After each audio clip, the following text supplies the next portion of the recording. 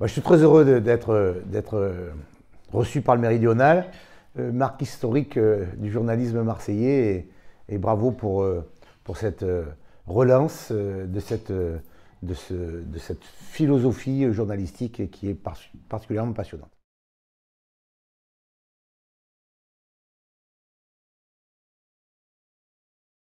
Ce qui concerne la gestion de la crise, je ne sais pas si c'est parce que je suis seul aux manettes. Je pilote une majorité, une administration, des moyens financiers, des compétences. Mais je pense surtout c'est que je suis un ancien médecin du SAMU en fait. Et ce savoir-faire fait en sorte que c'est ma formation dans l'urgence de prendre les mesures adaptées pour essayer d'apporter la meilleure solution pour sauver des gens. Et donc là, on a, un peu comme en médecine, des corps sociaux de notre société qui font en sorte que ce soit les restaurateurs, le monde de la culture, tout le domaine associatif, les transports, les lycées, tout le monde est perdu.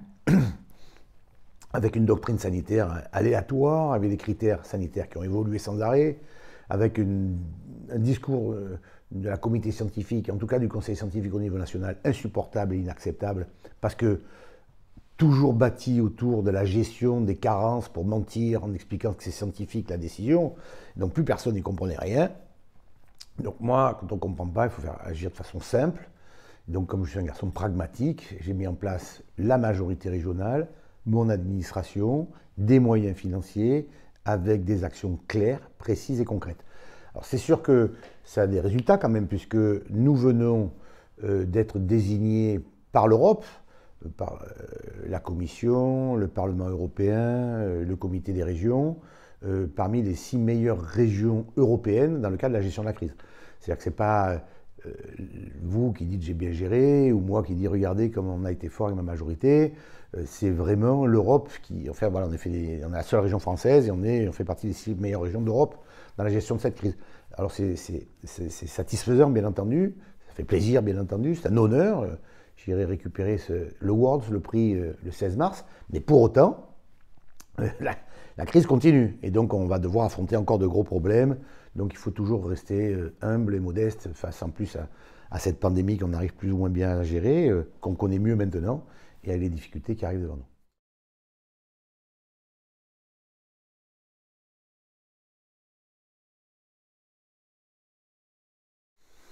Je pense que l'histoire nous le dira et que justement les données statistiques des médecins nous éclaireront un peu plus tard. Ce que je sais, c'est que dans la première phase, c'est-à-dire la crise du premier trimestre à peu près, on a eu tout le monde a été pris de court. Pris de court vraisemblablement parce qu'on n'a pas su prendre conscience de ce qui se passait en Chine. Deuxièmement, pris de court, on a réalisé un grand nombre de carences. Et quand il y a eu ces carences, le conseil scientifique très tôt, avec monsieur le directeur de la santé, M. Salomon, nous ont dit des mensonges à répétition. Et ces mensonges à répétition sont dus à deux paramètres. Un, ils ne savaient pas. Deux, ils avaient fait des fautes. Deux, ils ne savaient pas, comme tout le monde. Donc ça, mais on n'est pas obligé d'habiller le fait que les fautes ont été commises, soient validées par un comité scientifique. Quand on nous a expliqué matin, midi, soir qu'il ne fallait pas les masques, par exemple, c'est parce qu'il n'y en avait pas. Quand on nous a expliqué qu'on n'avait pas besoin des masques et qu'on n'avait pas besoin en réanimation du matériel, c'est qu'il n'y en avait pas. Et nous, les régions de France, on est intervenu dans la région Provence-Alpes-Côte d'Azur, on est allé chercher 14 millions de masques quand même. Pareil pour les tests, ils ne savaient pas le faire. Et vous remarquerez que là, il y a une vraie cassure alors fondamentale entre le national et le local, entre Paris et la province, et bien sûr entre Paris et Marseille. Et nous, on a été l'archétype avec tout ce qui a été fait par le professeur Raoult, que j'ai soutenu et que je continue à soutenir.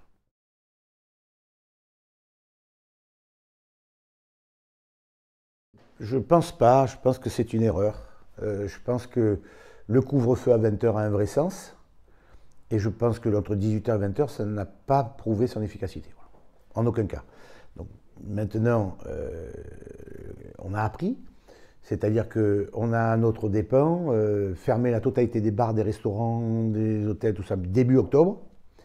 Ça ne nous a pas empêché d'avoir une crise énorme avec un pic énormissime en novembre et en janvier.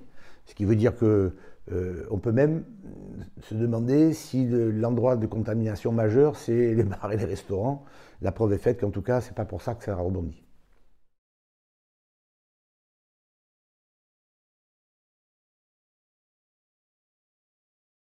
Alors, il y a plusieurs volets dans votre question. Il y a tout le volet année 2020, on a investi, en tout cas aidé, plus qu'investi d'ailleurs, parce que c'était. Oui, c'est un investissement. Ça empêche la totalité des filières, des structures, des économies de s'écrouler. Donc je pense que ça, on investit dans l'avenir quand on dégage 1,4 milliard d'euros pour nos entreprises, nos associations, le monde culturel, toutes nos filières en fait. Toutes nos filières de notre vie économique. C'est 760 000 entreprises, c'est près de 45 000 emplois directs. Et à ça est venu se rajouter les moyens financiers de l'État qui ont été colossaux quand même. Si on peut critiquer la gestion de la crise sanitaire, la mise sous perfusion de notre pays pour la survie du pays est colossale, que ce soit par Mme Borne ou que ce soit par M. Le Maire au niveau financier. Pour autant, les gens ne veulent pas être sous perfusion, ils veulent travailler. Et donc, il faut préparer le rebond derrière. Nous, dans le cadre du rebond, nous avons voté un budget de 2,6 milliards d'euros, ce à quoi vient se rajouter les 5 milliards d'euros du plan de relance, plus les 5 milliards d'euros des fonds européens, qui sont à disposition sur un contrat 2021 de budget linéaire, de façon à ce qu'il n'y ait pas des stop and go en permanence, que les chefs d'entreprise savent à quoi se tenir, parallèlement pour le monde associatif, parallèlement pour le monde sportif, où nous demandons aussi des conventions triennales qui permettront de se projeter sur 3 ans pour que justement ils n'aient pas en permanence ce souci financier. Ils savent ce qu'ils ont, ils savent ce qu'ils auront, quelles que soient les difficultés sanitaires qu'on rencontrera sur les 3 ans.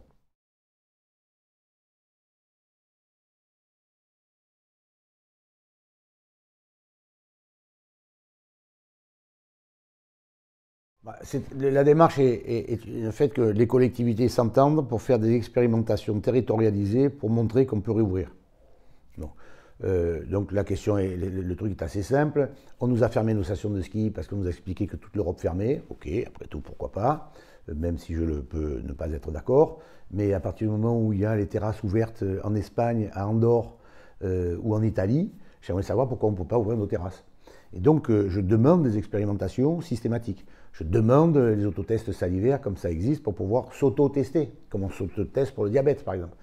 Je demande, et Bachelot a accepté, des tests sur les salles de spectacle. Il faut profiter de ces périodes de crise pour apprendre par rapport à la maladie, pour apprendre à vivre avec. Et vivre avec, c'est se laver les mains, c'est la distanciation, et c'est faire des expérimentations validées par le monde scientifique qui permettent après d'ouvrir cet espace de liberté.